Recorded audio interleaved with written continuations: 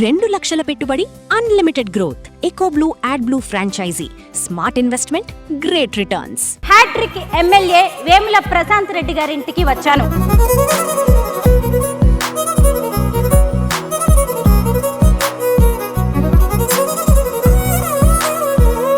మీ ఇంట్లో ఎటు చూసినా గానీ లైటింగ్ బాగా కనిపిస్తుంది. ఊర్లో పుట్టి పెరిగిన వాళ్ళం, వెళ్తురన్నా గాలన్నా అవి లేకపోతే మాకు కష్టం.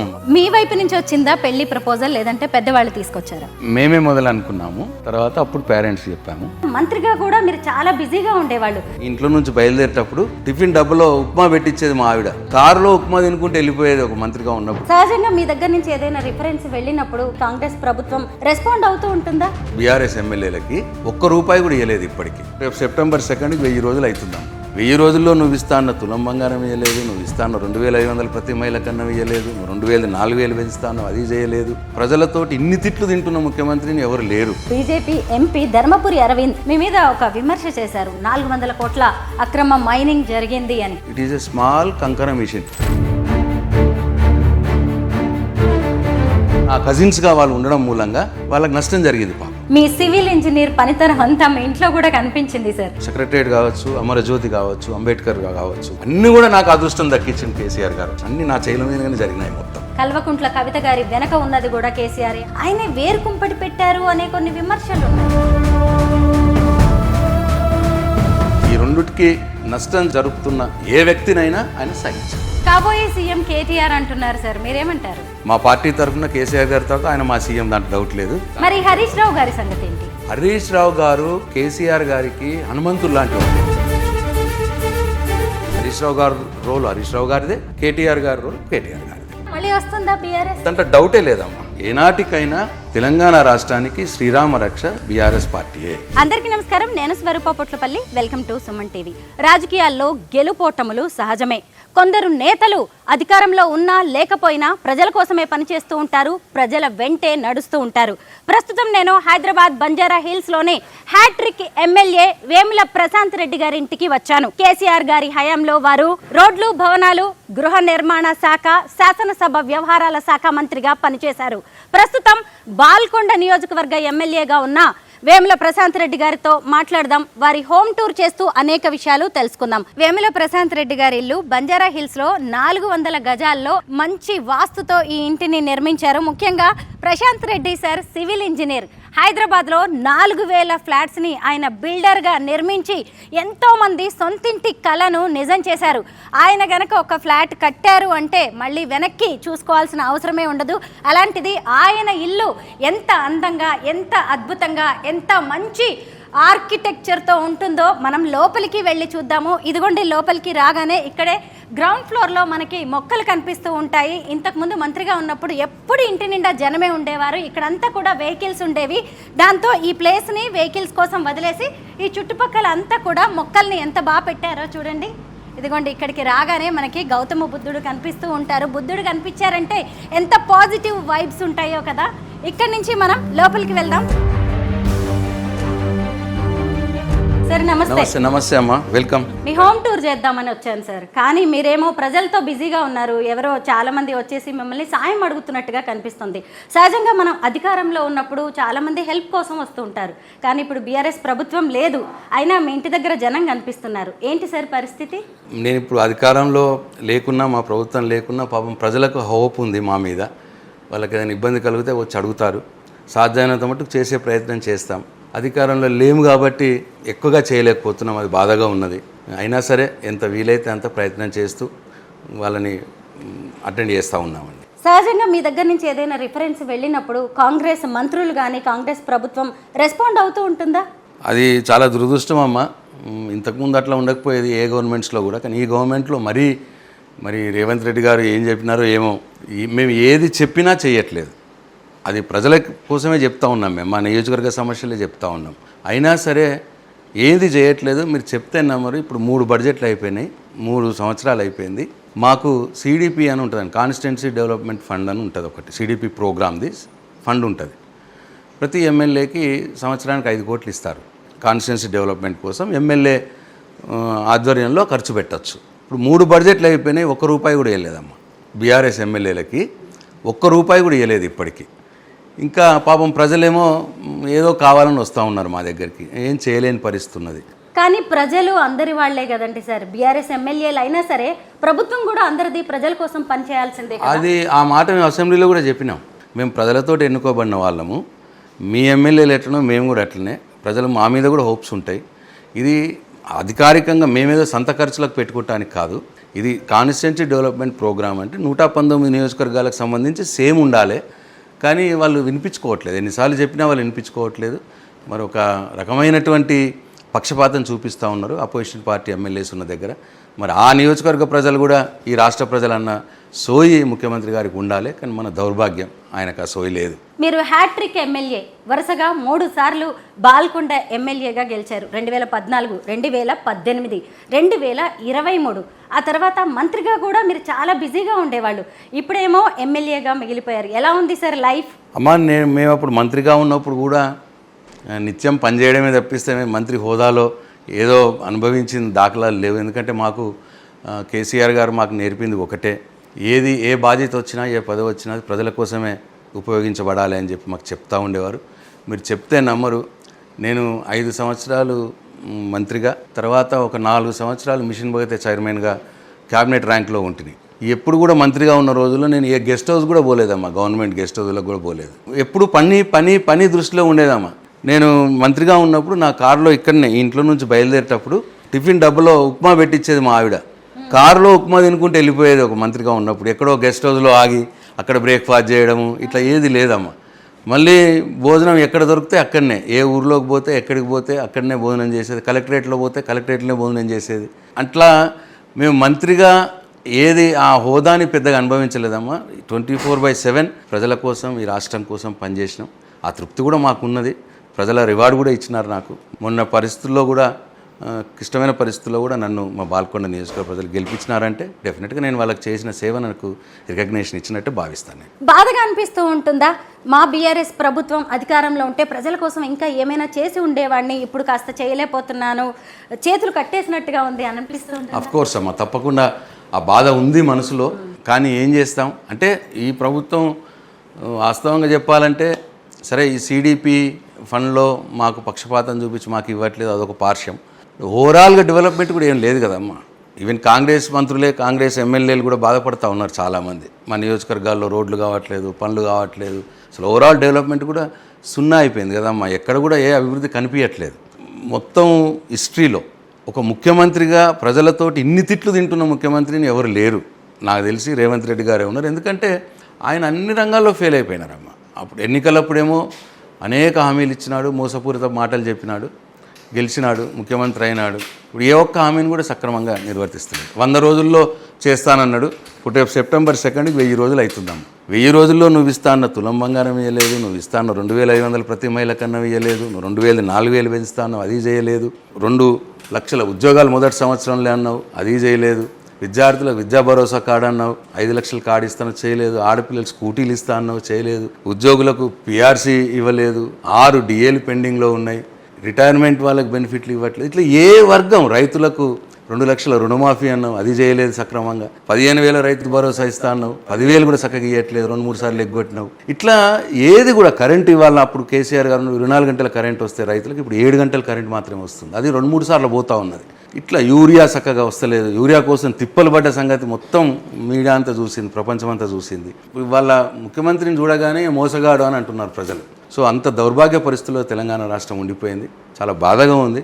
కేసీఆర్ గారు ప్రాణాలకు తెగించి కొట్లాడి తీసుకొచ్చిన తెలంగాణని ఆయన 10 సంవత్సరాల్లో దేశంలోనే నంబర్ 1 రాష్ట్రంగా నిలబెట్టినాడు. ఇవాళ మళ్ళీ తెలంగాణ పురోగమనం స్టార్ట్ అయిపోయింది, దిగుతూ ఉన్నది కిందికి. అది చాలా బాధగా ఉందమ్మా. లోపలికి రాగానే నన్ను అట్రాక్ట్ చేసింది ఈ ఫోటో ఫ్రేమ్స్ సార్, వీటి గురించి చెప్పండి. మా మొత్తం రాష్ట్ర క్యాబినెట్ ఫోటో అమ్మ. కేసీఆర్ గారు నాకు ఇంత గొప్ప అదృష్టాన్ని కలిగించినారు. ఆయన ఈ రాష్ట్ర క్యాబినెట్లో ఒక మంత్రిగా నాకు పనిచేసే భాగ్యం కల్పించినాడు. ఆ ఫోటో నేనమ్మా. ఇది అక్కడ మీరు ప్రమాణ స్వీకారం చేస్తున్న ఫోటో అనుకుంటా సార్? అవునమ్మా, అది మంత్రిగా ప్రమాణం స్వీకారం చేస్తున్న ఫోటో అమ్మ. చూడండి, నేను ప్రమాణ స్వీకారం చేస్తూ ఉంటే వారు ఎలా చూస్తున్నారు, కొడుకును చూసినట్టు చూస్తూ ఉన్నారు అక్కడి నుంచి. ఆల్వేస్ నాకు ఫాదర్ ఫిగర్ కేసీఆర్ గారు. ఎప్పుడు కూడా నన్ను ఆయన కన్న కొడుకులా చూసుకున్నారు.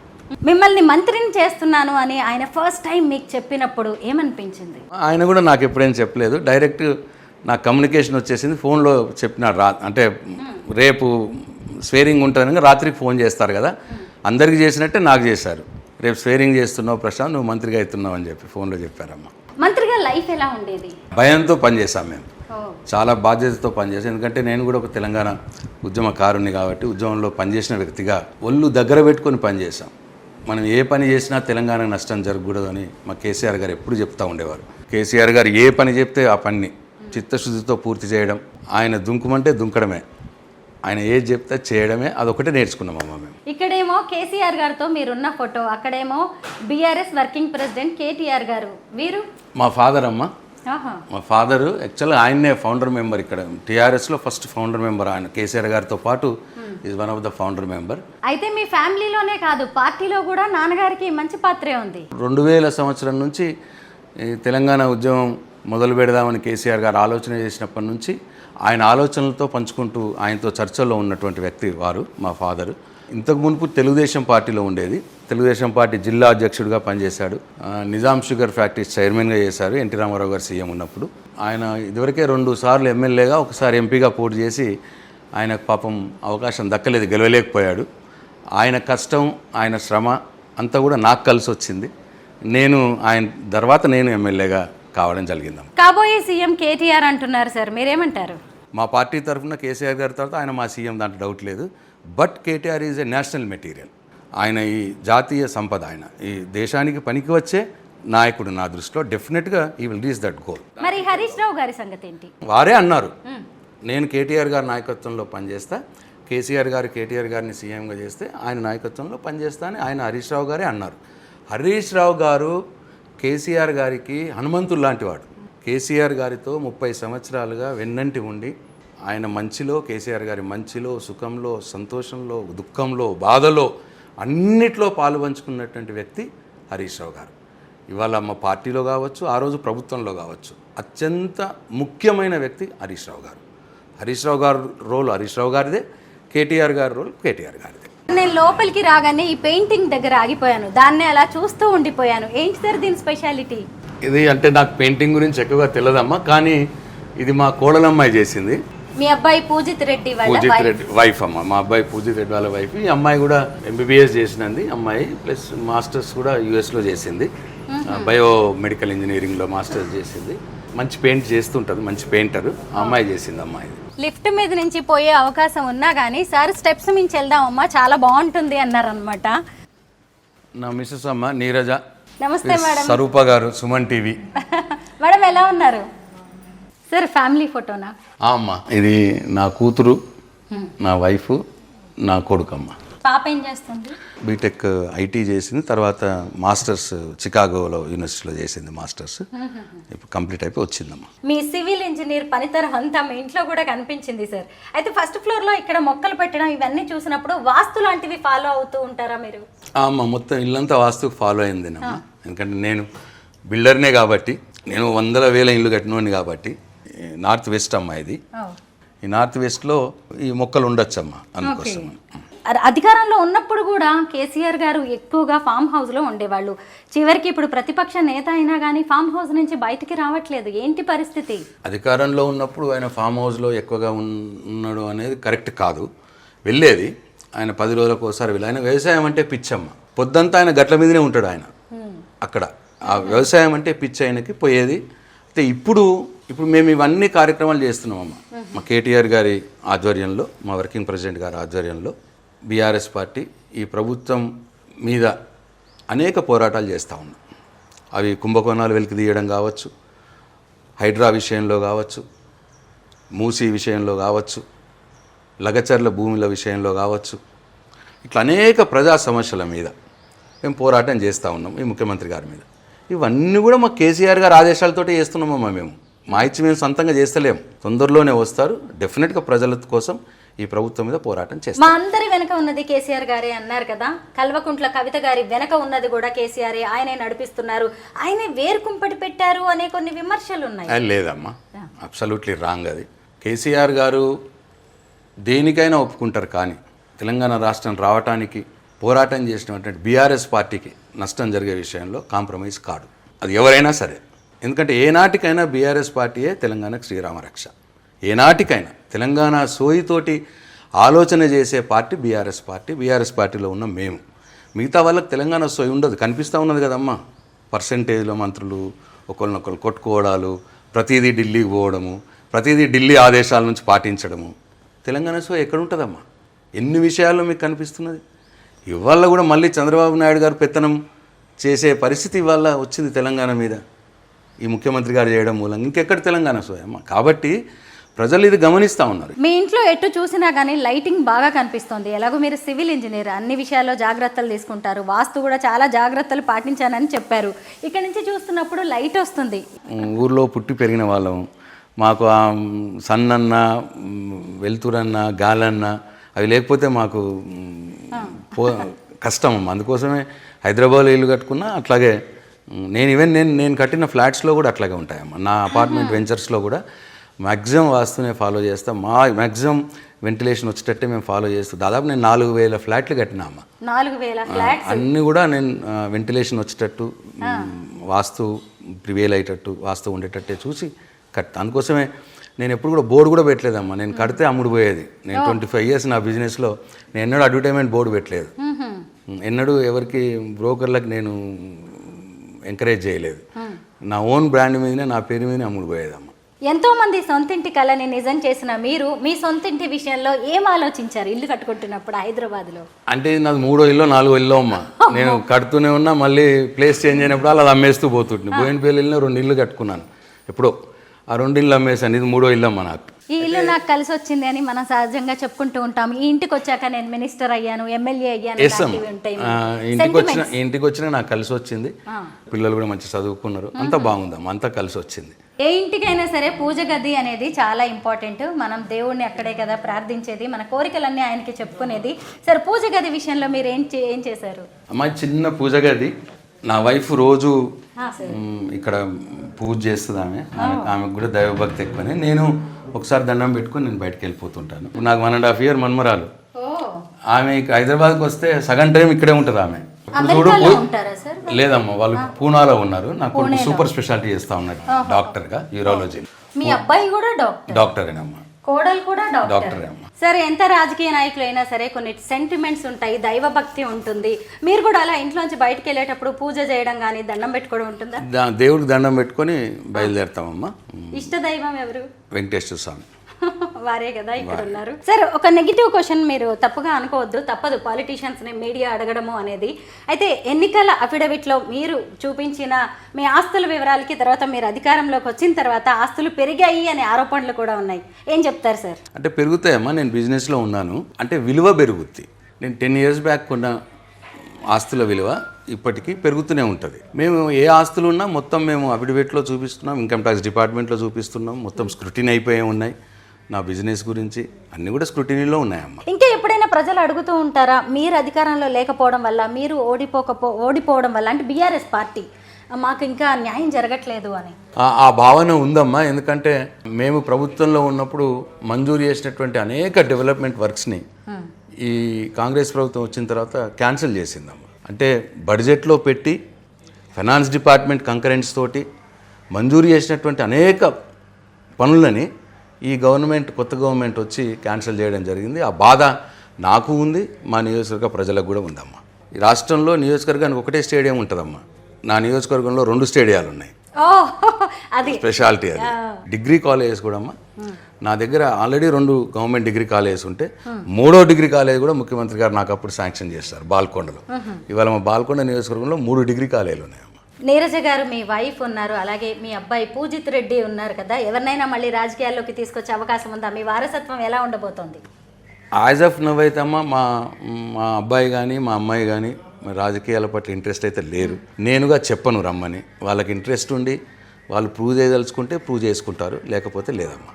అభివృద్ధికి ఆనవాళ్లుగా మనం రోడ్లు, రహదారులను చెప్పుకుంటాం. ఈరోజు అసలు తెలంగాణను చూస్తే వేరే దేశస్తులు కూడా ఆశ్చర్యపోయే రేంజ్లో నిజంగా బీఆర్ఎస్ ప్రభుత్వం అభివృద్ధి చేసింది. దాన్ని ఎవ్వరూ కాదనలేరు. మీరు రోడ్లు, భవనాల శాఖ మంత్రిగా ఉన్నప్పుడు ఎన్ని వేల కిలోమీటర్ల మేర రహదారులు నిర్మించారు? 10,000 కిలోమీటర్ల మేర మేము రోడ్స్ డెవలప్ చేశామమ్మా మా గవర్నమెంట్లో ఉన్నప్పుడు. బిల్డింగ్స్లో ఇంకా మోర్ పర్టికులర్లీ బిల్డింగ్స్లో తెలంగాణ రాకున్న మొదలు ఆ 50-60 సంవత్సరాల పీరియడ్లో మొత్తం R&B డిపార్ట్మెంట్లో గవర్నమెంట్ బిల్డింగ్స్ 33 లక్షల స్క్వేర్ ఫీట్ బిల్డింగ్స్ ఉంటాయమ్మా.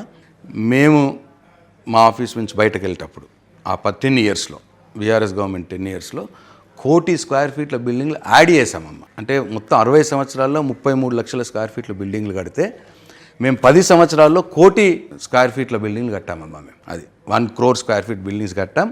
ఇంకొక 40 లక్షల స్క్వేర్ ఫీట్ల బిల్డింగ్లు ఆన్ గోయింగ్ ఉండే వర్క్ 1 crore కంప్లీట్ అయిపోయినాయి. ఇంకో 40 లక్షల స్క్వేర్ ఫీట్ల బిల్డింగ్ ఆన్ గోయింగ్ ఉండే, ఇంకా అవి నడుస్తూ ఉండే పనులు. మంత్రిగా ఉన్నప్పుడు మీ మీద రకరకాల ఒత్తిళ్లు ఉంటాయి. మాకు ఈ పని చేసి పెట్టండి, ఆ పని చేసి పెట్టండి అని అడిగే వాళ్ళు కూడా ఉంటారు. వాటన్నిటిని మీరు ఎలా హ్యాండిల్ చేసేవాళ్ళు? ఎందుకంటే మీ దగ్గర ఉన్న మినిస్ట్రీస్ అన్నీ కూడా పెద్దవే. రోడ్ల కేటాయింపు కావచ్చు, క్వారీల కేటాయింపు, వీటన్నిటి విషయంలో ఎలాంటి జాగ్రత్తలు తీసుకునేవాళ్ళు? రోడ్స్ వర్క్స్ అన్నీ కూడా టెండర్సే ఉంటాయమ్మా. దాంట్లో మినిస్టర్ చేసేది ఏమి ఉండదు. ఎక్కడికక్కడ కాంట్రాక్టర్స్ ఎస్సీ లెవెల్లో టెండర్స్ కాల్ఫర్ చేస్తారు, జిల్లా లెవెల్లో టెండర్స్ కాల్ఫర్ చేస్తారు.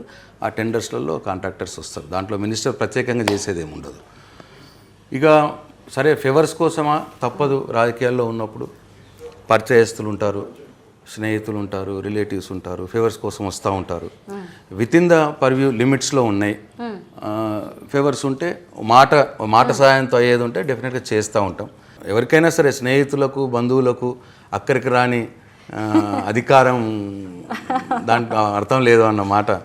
ఫాస్ట్గా అంటే కొన్నేమో ఎవరు రిఫరెన్స్ లేకపోతే అయ్యే పనులు కూడా మన వ్యవస్థలో మెల్లిగా జరుగుతూ ఉంటాయి, అడ్డంకులు సృష్టిస్తూ ఉంటారు. అదే మంత్రిగా ఇన్వాల్వ్ అయిపోయి ఎవరికైనా చెప్తే అవి అయ్యే పనులు విత్ ఇన్ ద లిమిట్స్లో రూల్స్లో ఉన్న అయ్యే పనులు ఫాస్ట్గా జరుగుతాయి. నిజామాబాద్ బీజేపీ ఎంపీ ధర్మపురి అరవింద్ మీ మీద ఒక విమర్శ చేశారు, 400 కోట్ల అక్రమ మైనింగ్ జరిగింది అని.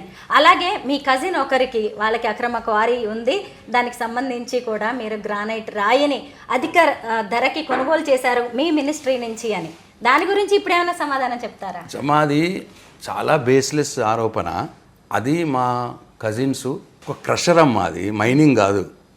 కంకర మిషన్ అంటారు కదా, కంకర మిషన్ పెట్టుకున్నారు. దాని మొత్తం కాస్టే ఆ క్రషర్ కాస్ట్ 5 కోట్లు 6 కోట్లు ఉంటుంది, ఆ యూనిట్ కాస్టే. దాంట్లో 400 కోట్లు 500 కోట్లు ఏమి ఉండదమ్మా. వాళ్ళు టోటల్ టర్న్ ఓవర్ చేసిందే 10-12 కోట్లు. వీళ్ళు ఆరోపణలు చేస్తున్నారని చెప్పి మొత్తంగా తీసేసినారు. ఇప్పుడు అది వాళ్ళకి నష్టం జరిగింది పాపం.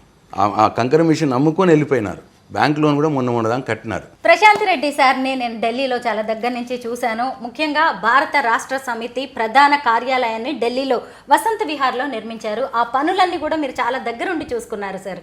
అయితే ఒక రకంగా అసలు టీఆర్ఎస్ని బీఆర్ఎస్గా మార్చడంతోనే మనం తెలంగాణకి డిస్కనెక్ట్ అయ్యాం, మన ఆత్మని మిస్ అయిపోయాము, ఢిల్లీలో అక్కడ పెట్టాం.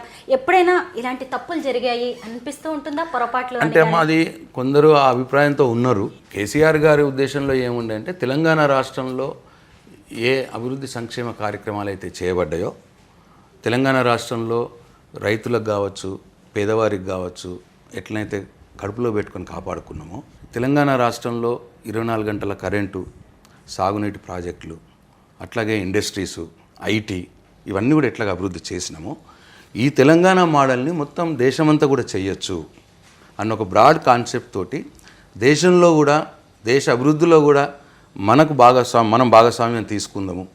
మనం ఏదైతే ఇక్కడ ఎక్స్పీరియన్స్ ఉందో ఎక్స్పీరియన్స్ దేశ అభివృద్ధిలో మనం దానికి తోడ్పాటు చేద్దామన్న ఉద్దేశంతో పార్టీని జాతీయ స్థాయిలో విస్తరిస్తామని బీఆర్ఎస్ పార్టీగా స్థాపించడం. సరే, తరిమిల తెలంగాణలో మేము ఓడిపోవడం జరిగింది, అది ఇంకా ముందుకు పోలేదు. ఆ సందర్భంలో కొందరు అప్రెన్షన్స్ ఉన్నాయి. ఈ మీరు అన్నట్టు అయ్యో తెలంగాణ ఆత్మను పోగొట్టుకున్నాం అందుకోసం ఓడిపోయినామని అప్రెన్షన్స్ ఉన్నాయి, అది కాదనము. దాంట్లో కూడా మా ఆలోచన జరుగుతూ ఉన్నది మా పార్టీలో. దాని మీద కూడా చర్చ చేస్తూ ఉన్నాము. సరే, మాకందరికంటే కేసీఆర్ గారికి ఎక్కువ తెలుస్తుంది. మాది బ్లాంకెట్. ఆయన ఏది చేసినా కరెక్టే చేస్తాడు, రైటే చేస్తాడని నమ్మే వాళ్ళల్లో మొదటి వ్యక్తిని నేను. మళ్ళీ ఇప్పుడు కల్వకుంట్ల కవిత టీఆర్ఎస్ అంటున్నారు, మరి మీ పార్టీకి ఏమన్నా నష్టం జరిగే అవకాశం ఉంటుందా? అంటే అది ఒక బాధాకరం, దురదృష్టం. ఆమె కన్న తండ్రినే ఏం పీకిండు 10 సంవత్సరాలు అన్న మాట మాట్లాడడం నిజం కూడా మా హృదయాల్ని కలిచివేసింది. తండ్రి ఉదయం ఎంత తల్లడిందో ఊహిస్తే బాధేస్తుంది ఒక్కొక్కసారి. అయితే మరి ఆమె వెనకాల ఎవరున్నారు, ఎవరి ప్రోద్బలంతో అట్లా చేస్తూ ఉన్నది, ఆ అవసరం ఏమొచ్చింది? ఒక తండ్రిగా పార్టీలో ఆమెకు ఎంపీగా చేసినారు కేసీఆర్ గారు, తర్వాత ఎమ్మెల్సీగా చేసినారు, సముచితమైన స్థానమే ఉండింది. ఏమన్నా అభిప్రాయ భేదాలు ఉంటే కూర్చొని మాట్లాడుకోవాల్సింది పోయి డైరెక్ట్గా తండ్రి మీదనే బాణం ఎక్కుపెట్టే స్థాయికి మరి ఆమె మీద ఎవరు ఒత్తిడి ఉందో, ఎవరి కోసం ఆమె పనిచేస్తుందో, ఏమనుకుంటున్నారో ప్రజలు లోకమంతా కూడా కూస్తూ ఉన్నారు ఎవరి కోసం పనిచేస్తుందో. సరే, బాధాకరమమ్మ. మీ ఇంట్లో ఎక్కడ చూసినా మీ ఫ్యామిలీ ఫొటోస్తో పాటు ఎక్కువగా కేసీఆర్ గారి ఫోటోలే కనిపిస్తున్నాయి. అమ్మ, ఆయన నాకు దైవ సమానులు, నాకు ఫాదర్లీ ఫిగర్.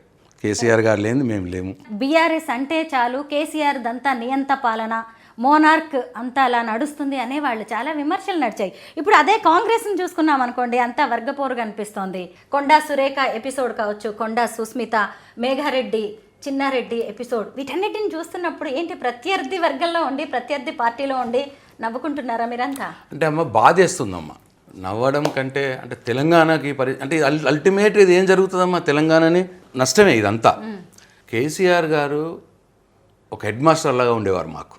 ఆయన చూస్తేనే మేము భయంతో క్రమశిక్షణ కలిగిన స్టూడెంట్స్ లాగా పనిచేసేది. అందుకే అమ్మ, షార్ట్ పీరియడ్లో Telangana number 1 in the country. Telangana per capital income number 1 in the country పెద్ద రాష్ట్రాల్లో. Telangana GSDP growth rate number 1 in the country. Telangana per capital power utilisation number 1 in the country. Rice production ఏదైతే మా దగ్గర వరి వండిందో, రైస్ ప్రొడక్షన్ పంజాబ్ను తలదాన్ని నంబర్ 1 ఇన్ ద కంట్రీ అయింది. ఇవన్నీ కూడా ఎట్లొచ్చినాయమ్మా, ఆయన అంత స్ట్రిక్ట్గా ఉండి మమ్మల్ని అందరినీ కంట్రోల్లో పెట్టి, ఆఫీసర్స్ని కంట్రోల్లో పెట్టి పనిచేయించడం మూలంగానే తెలంగాణ నంబర్ 1 స్థాయికి పోయింది. ఇవాళ ఏం జరుగుతున్నది, కాంగ్రెస్ పార్టీలో ఉన్న వాళ్ళే, కొండా సురేఖ మంత్రి గారి కూతురు డైరెక్ట్ రేవంత్ రెడ్డి గారి అవినీతిని బయట పెడతా అంటున్నది. రేవంత్ రెడ్డి గారి తమ్ముడికి టెస్రాక్ అనే కంపెనీ, షెల్ కంపెనీ, ఒక ఉద్యోగి లేడు, 7 కోట్ల రూపాయలకు 200 కోట్ల రూపాయల భూమిని కేటాయించేసారు. దాన్ని ఆమె పాయింట్అవుట్ చేస్తుంది సుస్మిత. పాయింట్అవుట్ చేస్తే ఇంకేమంటుందంటే, నన్ను కెలకద్దు, నన్ను కెలుకుతే ఇంకా అన్నీ కూడా బయట పెడతా అంటుంది ఆమె. అంటే అన్నీ ఉన్నట్టే కదా లెక్క, అన్నీ ఉన్నట్టే కదా లెక్క. మేము ఏదైతే గత 3 సంవత్సరాలుగా మొత్తుకుంటున్నామో, ఈ రేవంత్ రెడ్డి గారు, వారి కుటుంబం, వారి మంత్రులు అవినీతి చేస్తున్నారని మొత్తుకుంటున్నామో, దానికి ఎండార్జ్ చేస్తున్నారు ఇప్పుడు వాళ్ళ మంత్రులే. ప్రత్యర్థి పార్టీగా మీరు చేయలేంది సొంత పార్టీ వాళ్ళే చేశారనుకుంటున్నారా? మేము అన్నదాన్ని వాళ్ళు ఎండార్జ్ చేస్తున్నారు. అట్లనే సేమ్ రాజగోపాల్ రెడ్డి గారు కూడా ఏమన్నాడు మొన్న, ఆయన పైన లక్షల కోట్లు దోసుకుంటుండు, కిందోడు ఇందిరమ్మ ఇళ్ళకి 5 లక్షలు ఇస్తలేరు అని అన్నాడు. ఇందిరమ్మ ఇల్లు కట్టుకున్నోడికి 5 లక్షలు ఇస్తలేరు. ఆ లక్షల కోట్లు పైనోడు దోస్తున్నాడు అంటే ఎవరన్నట్టు? ఇదే ముఖ్యమంత్రి, ఇదే మంత్రులు అన్నట్టే కదా ఆయన అనేది. వాళ్ళ పార్టీ ఎమ్మెల్యేనే కదా. అంటే మేము కానీ, కేటీఆర్ గారు కానీ, హరీష్ రావు గారు కానీ పార్టీగా మేము వాళ్ళ అవినీతిని బయట పెడుతూనే ఉన్నాం, అనేక కుంభకోణాలని బయట పెడుతూనే ఉన్నాం. అవన్నిటిని కూడా వాళ్ళ పార్టీ వాళ్ళు ఎండార్జ్ చేస్తున్నారు. చిన్నారెడ్డి గారు మహబూబ్నగర్లో, చిన్నారెడ్డి గారు ఏమన్నారు, మెగారెడ్డి ఎమ్మెల్యేకి పైన డబ్బులు ఇచ్చి టికెట్ తెచ్చుకున్నాడు అని అన్నాడు. అప్పుడు ఎవరు పీసీ ప్రెసిడెంట్? రేవంత్ రెడ్డి గారు పీసీ ప్రెసిడెంట్. డబ్బులు ఎవరికి ఇచ్చినట్లు లెక్క? ఎమ్మెల్యే టికెట్ కోసం రేవంత్ రెడ్డి గారికి ఇచ్చినట్లు. అన్నది ఎవరు? వాళ్ళ నాయకుడు మన చిన్నారెడ్డి గారు. మేము కూడా అదే అన్నాం కదా, కాంగ్రెస్ పార్టీలో మీరు టికెట్లు అమ్ముకున్నారు, చివరికి మీరు పీసీ ప్రెసిడెంట్ కావాలన్నా ఇంకోళ్ళకి డబ్బులు ఇచ్చి తెచ్చుకున్నారు అన్నదే మేము అన్నాం. దాన్ని వాళ్ళు ఎండార్జ్ చేస్తున్నారు వాళ్ళ మంత్రులు. అందుకే ఇవాళ మొత్తం ప్రభుత్వంలో ఏం లేదమ్మా, చాలా ఒక మంత్రినేమో 15% మంత్రి అంటున్నారు. మీకు తెలుసు ఏ మంత్రిని అంటున్నారో? ఒక మంత్రినేమో 30% మంత్రి అంటున్నారు. ఏ మంత్రిని అంటున్నారో మీకు తెలుసు. ఇంత అన్యాయమా అమ్మ? ఇన్ని కుంభకోణాలా? ఈ 2.5 సంవత్సరాల కాలంలో ఇన్ని కుంభకోణాలు ఏంటి? ఇంత అంటే తెలంగాణ ఎక్కడికి పోతున్నది అనే బాధ అమ్మ ఇదంతా. మేము కేసీఆర్ గారు కష్టపడి ఒక కూర్పుగా మంచిగా కట్టిన ఇల్లు పెట్టిన పొయ్యితిరిగా పెట్టి వీళ్ళ చేయిలో పెడితే దాన్ని మొత్తం ధ్వంసం చేస్తాం. మీరు ఒక సివిల్ ఇంజనీర్, మీరు రోడ్లు భవనాల శాఖ మంత్రిగా, గృహ నిర్మాణ శాఖ మంత్రిగా కూడా పనిచేశారు. మీ చదువు అనేది, మీ ఎక్స్పీరియన్స్ అనేది మినిస్ట్రీలో ఉన్నప్పుడు మీకు ఉపయోగపడుతూ ఉండేది ఒక మంత్రి గారిగా ఉన్నప్పుడు? అఫ్ కోర్స్ అమ్మ, చాలా. యాక్చువల్గా నేను సివిల్ ఇంజనీర్ని కాబట్టే ముఖ్యమంత్రి గారికి నేను దగ్గర అయ్యాను. ఒక్క కోవలో. ఒకటేమో మా ఫ్యామిలీ, మా ఫాదర్ కంప్లీట్గా మేము ఇప్పుడు 2000 నుంచి అమ్మ 26 అంటే 26 సంవత్సరాలుగా మా కుటుంబం ఒకటే నాయకుని నమ్ముకున్నది, ఒకటే పార్టీని నమ్ముకున్నది. అది కేసీఆర్ గారిని, బీఆర్ఎస్ పార్టీని. అది ఒక పార్శ్వం. ముఖ్యమంత్రి గారు ఏ పని చెప్తే ఆ పనిని నేను కళ్ళు మూసుకొని చేయడమే, ఇంకా నాకు ఇంకా వేరేది తెలియదు. మా తండ్రి నాకు అదే చెప్పినాడు, బాస్ ఈజ్ ఆల్వేస్ రైట్. నువ్వు రాజకీయాల్లోకి వస్తున్నావు, ఎప్పుడు కూడా నీ బాస్ ఏది చెప్తే అది చేయడమే అదే మనసులో పెట్టుకొని అట్లనే ముందుకు పోవాలని మా ఫాదర్ చెప్పినారు నాకు. అదే దాన్నే నేను పాటిస్తూ ఉన్నాను. అందుకే ముఖ్యమంత్రి గారి దగ్గరైన సందర్భంలో నేను ఇంజనీర్ని కాబట్టి నాకున్న ఆ టెక్నికల్ నాలెడ్జ్ ఇంజనీర్ కంటే అమ్మ నేను 25 years నేను బిల్డర్గా పనిచేసిన. ఎంత లేదన్నా ఒక 25-30 లక్షల స్క్వేర్ ఫీట్లు నేను అపార్ట్మెంట్లు కట్టానమ్మా. అపార్ట్మెంట్లు కట్టి అమ్మాను 20-25 yearsగా. సో ఆ ఎక్స్పీరియన్స్ నాకు ఉండింది. సో ఈ అంత ఎక్స్పీరియన్స్ నాకు కౌంట్ అయింది. నాకు ఆయన R&B ఇవ్వడం రీజన్ కూడా అదే. నాకు R&B ఆయన ఇవ్వడం ఎందుకంటే అదే రీజన్. నేను బిల్డర్గా పనిచేశాను, నేను సివిల్ ఇంజనీర్ను, నాకు దీంట్లో నాలెడ్జ్ ఉంది అని చెప్పి ఆయన నాకు R&B ఇచ్చారు. దాని ఫలితమే గొప్పగా నేను అంత గొప్ప సెక్రటరియట్ కట్టడంలో నాకు భాగస్వామ్యం కల్పించినారు ముఖ్యమంత్రి గారు. ఏదైనా హైదరాబాద్లో ఏదైనా సెలబ్రేషన్ చేసుకోవాలనుకుంటే జెన్జీ కావచ్చు, ఇంకా ఎవరన్నా కావచ్చు, సెక్రటరియట్ ముందుకొచ్చి సెలబ్రేట్ చేసుకుంటున్నారు. సెక్రటరియట్ కావచ్చు, అమరజ్యోతి కావచ్చు, అంబేద్కర్ కావచ్చు, కమాండ్ కంట్రోల్ కావచ్చు, ఇవన్నీ మాన్యుమెంట్స్ అమ్మా. ఇవి ఉండిపోయాయి హైదరాబాద్లో. అన్నీ కూడా నాకు అదృష్టం దక్కించింది కేసీఆర్ గారు. నన్ను అన్నింటిలో కూడా భాగస్వామ్యం చేసి అన్నీ నా చేతుల మీదగానే జరిగినాయి. మొత్తం ఒడ్డు మీద సెక్రటరియట్ ఉండాలి, ఆ సెక్రటరియట్ ముందు అమరజ్యోతి ఉండాలి, అమరవీరుల స్మారకం కట్టాం కదా. అంటే ఈ సెక్రటరియట్లో పనిచేసే మినిస్టర్లకు కావచ్చు, IAS ఆఫీసర్లకు కావచ్చు, తెలంగాణ అమరవీరులు ఎప్పుడు గుర్తుకొస్తూ ఉండాలి. ఒళ్ళు జాగ్రత్తగా పెట్టుకొని పనిచేయాలి. వాళ్ళ వల్లనే తెలంగాణ రాష్ట్రం వచ్చింది, మేము ఈ సెక్రటరియట్లో కూర్చున్నాం అన్న ఒళ్ళు దగ్గర పెట్టుకొని పనిచేయాలని దాని ముందే అమరజ్యోతిని కట్టించాడమ్మా. అట్లాగే కొద్దిగా ముందుకు పోతే అంబేద్కర్ గారు సెక్రటరియట్ నుంచి కనిపిస్తుంది. అంబేద్కర్ గారు ఆయన కూడా కనిపించాలి. ఈ దళిత పీడిత వర్గాల ప్రజలను ఎప్పుడు కూడా మరవద్దు. అంబేద్కర్ గారు ఇచ్చినటువంటి స్ఫూర్తిని తీసుకొని మన పరిపాలన జరగాల అని నిరంతరం తెలిసేటట్టు, స్ఫురించుకునేటట్టు ఆయన విగ్రహం అక్కడే పెట్టడం. ఇది ఆయన కాన్సెప్ట్. ఈ మూడుని అక్కడ పెట్టడం కాన్సెప్ట్ అది. ఆయన ఏదో ఊరికే అలవోకగా చేయడు ఏది. ఇప్పుడు ప్రజలకు తెలిసి వస్తూ ఉన్నది. ఇప్పుడు మళ్ళీ అంటున్నారు, అయ్యో కేసీఆరే బాగుండే, ఈడ పోవాలి, నా రేవంత్ రెడ్డి పోవాలి, కేసీఆర్ రావాలని ఇప్పుడు అంటూ ఉన్నారు ప్రజలు. మళ్ళీ జస్ట్ 1-2 yearsలోనే వచ్చేసి దాంట్లో డౌటే లేదమ్మా. మీరు రాయి మీద రాసుకోవచ్చు, మళ్ళీ మంత్రి అవుతారా మీరు? అది కేసీఆర్ గారి ఇష్టం. ఆయన మంత్రిని చేసినా చేయకపోయినా నేను కేసీఆర్ గారు ఏ పని చెప్తా చేయడమే నాకు తెలిసినటువంటి విద్య. బాల్కొండ ప్రజలకి ఏమైనా చెప్పాలనుకుంటున్నారా? భవిష్యత్తులో కూడా అక్కడి నుంచే కంటెస్ట్ చేస్తారా? అమ్మ, బాల్కొండ ప్రజలకి నేనేమి ఇచ్చినా రుణం తీర్చుకోలేదమ్మా. బాల్కొండ ప్రజలు నన్ను 3 సార్లు కంటిన్యూస్గా నన్ను ఆశీర్వదించి గెలిపించినారు. నేను నా బాల్కొండ ప్రజలకు నా హృదయపూర్వక ధన్యవాదాలు తెలియజేస్తాను. నా జీవితాంతం బాల్కొండ ప్రజల కోసం పనిచేస్తూనే ఉంటా.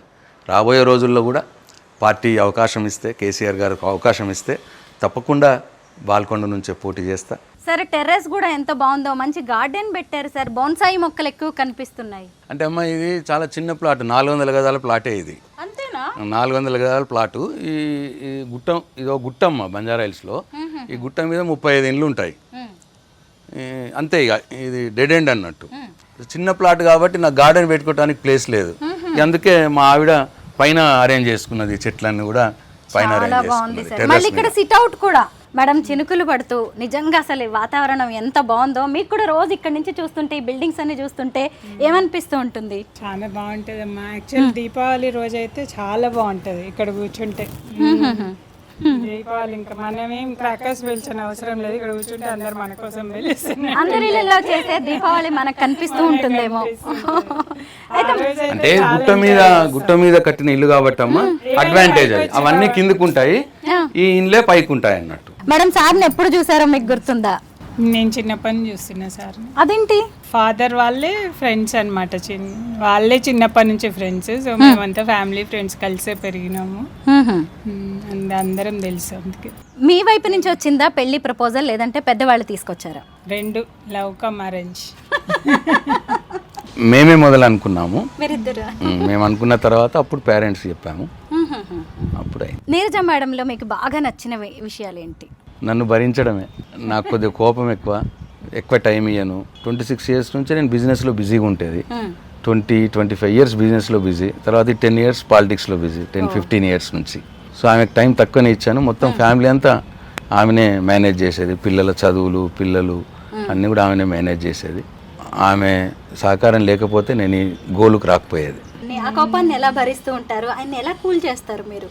నేను కామ్గా ఉంటాను. అవును, చాలా మంది భార్యలు ఇది నేర్చుకుంటే ఆ ఇల్లు ప్రశాంతంగా ఉంటుంది.